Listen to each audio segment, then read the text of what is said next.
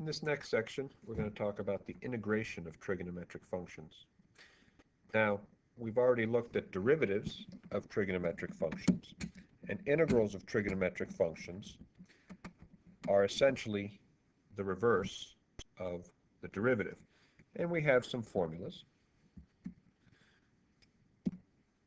which will be provided for you on the test. These are again written in terms of the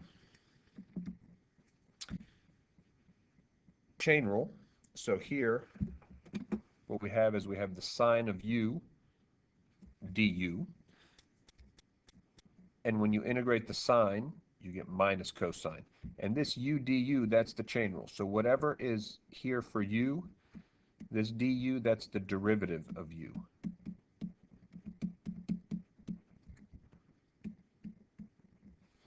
And that shows up in all of them. Secant squared u du, tangent u du, cotangent u du, cosecant squared u du, and cosine u du. And we just derive these formulas very simply by taking the derivative formulas, and instead of taking a derivative, we just move the integral sign to the other side, and you get the other formula, these integral formulas. Now, some of them, you do have to be careful with the negative signs. The integral of the sine is the negative cosine, integral of the cosecant, negative cotangent, and the integral of the cosecant, cotangent, negative cosecant, and the integral of the tangent, negative natural log of cosine of u. You do not have to memorize these formulas. They will be provided on the test.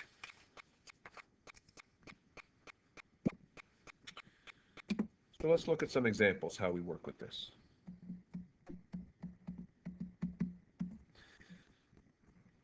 So, for example 1, we're going to start with the integral of the sine of 3x dx. Now, when I write these, so if you saw this in a book or somewhere, whenever I write them down, I always leave a little space here beside the dx because that's where I'm going to fix my integral. So in this case, whatever's inside the parentheses, there 3x by the sine, that's going to be my u. So u is going to be 3x, du is going to be 3 dx, and you can see there that we're missing the 3. And so what we're going to do is we're going to put a 3 inside, and we fix it with a 1/3 outside. Now I can simply apply the rule. And the rule says the integral, I'm going to write it down here, the integral of the sine of u du is negative cosine of u plus c. So what we get here is we get 1/3 integral sine of u du, and we just said that that was negative cosine of u plus c, but I don't want it in terms of u, so I write it as negative 1/3 cosine of 3x plus c. And so the big trick is to make your equation look like one of those equations on this previous page. It has to be exactly sine of u times the derivative of u, and you cannot have anything else inside that integral. And it has to be the cosine of u times the derivative of u, and you can't have anything else inside that integral. Same thing for all the others.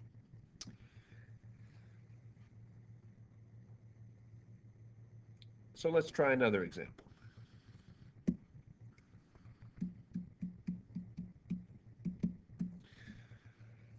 Suppose we had the integral of x squared minus the cosine of 2x dx. Now, we can really think of this as two separate integrals. This is the integral of x squared dx, and I'm not going to need a chain rule for that because the integral of x squared is simply going to be x cubed over 3. But here, for the cosine of 2x, I am going to have to fix that. So I'm going to leave myself a little space like we did before. And for the second integral, whatever is in the parentheses here, that's going to be my u. So here u is 2x, du is 2dx, and again, I'm missing the 2. So I put it in there. And if I put a 2 inside, I have to put a 1/2 outside. And so there's u, and there's du. And so I can use my formula. My formula says the integral of the cosine of u du is the sine of u. So this entire expression, integral cosine of u du, I replace that whole thing by sine of u. Whoops.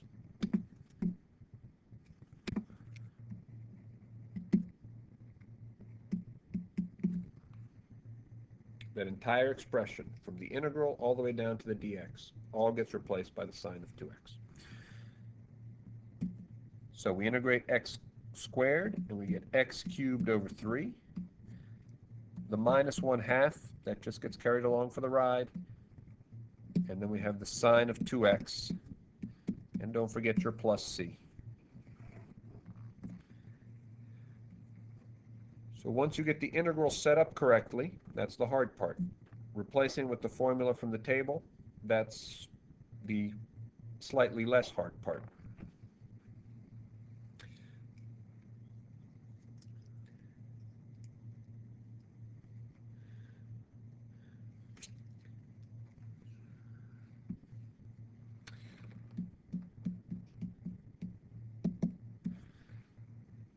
Now, sometimes you have expressions that are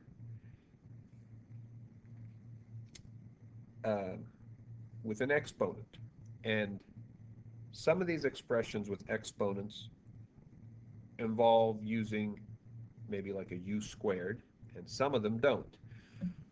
Whenever you have a trigonometric function, always check the table first. So for example, if we had cosecant squared 3x dx,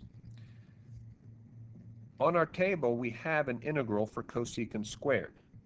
That happens to be the negative cotangent. So what are we going to do? Whatever's in the parentheses is going to be u,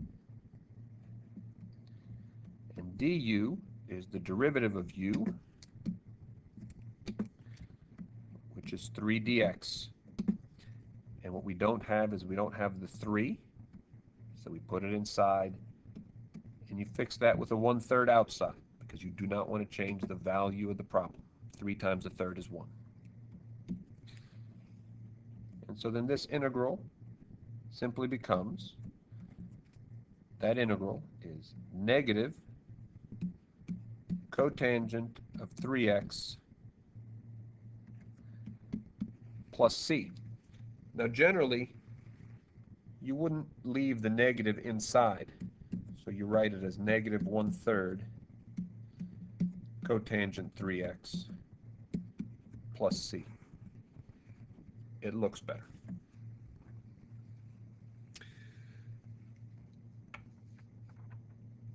Now, sometimes you have an exponent, but it's not on the table.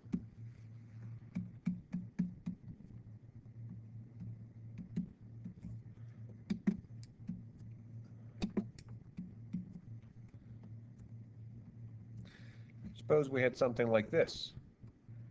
The integral of sine cubed x cosine of x dx. Now this one involves two trigonometric functions, but fortunately one of these trigonometric functions is the derivative of the other one. So even though this looks like a trigonometric integral, I'm going to be able to rewrite this as u cubed, because the first thing I'm going to do is I'm going to rewrite this, because sine cubed of x, that means I take the sine of x and then I cube it, and then we still have our cosine of x dx. And so here, now I have some parentheses. So if I let this expression in here, sine of x, be my u term, then my derivative of u will be the cosine of x dx. And that's great, because that's exactly what I have over here, cosine of x dx. So I can rewrite this integral as u cubed du. And that's easy enough to integrate. That's u to the fourth over 4 plus c. And u happens to be the sine of x.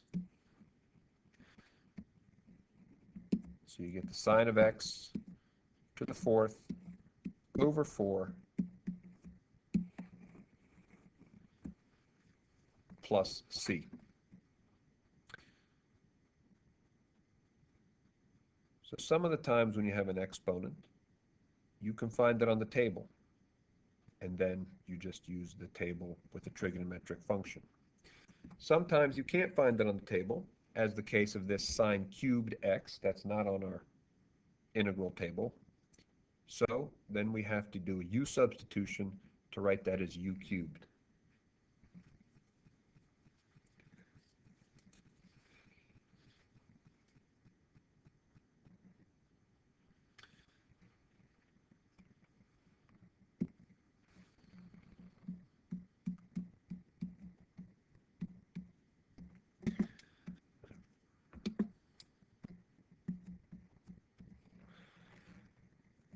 Sometimes when we do these problems, we have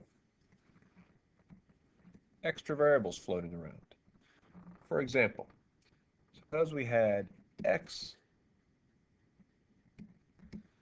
times the cosine of x squared dx. Well, in this case, I don't have a formula for x cosine of x squared. So I have to stop and think for a moment, because what's going to happen here is whatever's in the parentheses here is going to be u. So if u is going to be x squared, then the derivative of u is going to be 2x dx. And if that derivative is 2x dx, well, I have an x and I have a dx. What I don't have is I don't have a 2. So I'm going to rewrite this integral like this. I'm going to write my cosine of x squared first. I'm going to take the x and dx and put them together. And I'm going to put this 2 in here in red to show that that's new. And if I put a 2 on the inside, I have to put a 1/2 on the outside. And this entire expression, 2x dx, that's my du. And so now I've converted a complicated expression involving x's and x squareds into simply 1/2 of the integral of the cosine of u du. And that integrates to the sine of u plus c. Do not leave your answers in terms of u. The original problem was in x, so my answer has to be in x. And so that's going to be 1/2 times the sine of x squared plus c.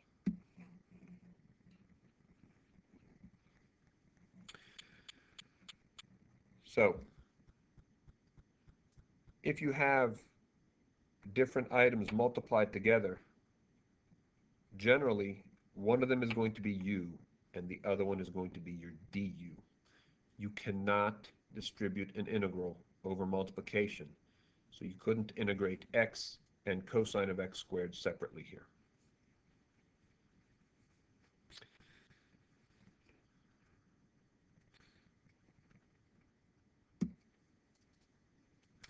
In our last example, we have some numbers outside of our functions rather than inside of our functions. So suppose we had the integral of 3 sine of x minus 4 cosine of x dx. Well, that's really two integrals, the integral of 3 sine of x minus the integral of 4 cosine of x. And I'm going to actually take 2 steps here to rewrite this. The integral of 3 sine of x dx minus the integral of 4 cosine of x dx. And this 3 and this 4, these are just constants outside of the sign. So this is 3 times sine of x and 4 times cosine of x. So you can pull that out in front. So you get the integral of 3 sine of x dx minus 4 integral cosine of x dx. And now you can integrate them. Here we have 3 times negative cosine of x minus 4 times the sine of x plus c. And once again, you don't like to leave that 3 times negative cosine, so you write this as negative 3 cosine of x minus 4 sine of x plus c.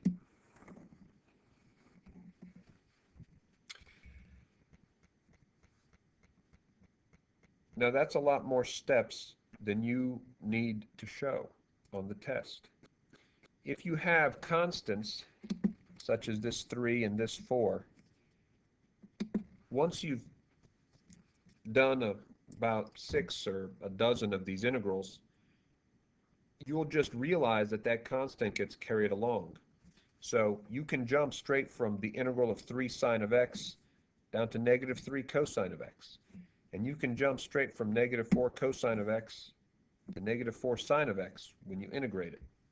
So you could have come straight from the first to the answer. There's not really a whole lot of work to show there because you're simply applying the formula. If you would like to show the additional steps, you can show as many or as few of those for these as you want. If you're doing a u substitution, always show what you used for u and show what you used for du. And that concludes the section on integrals of trigonometric functions.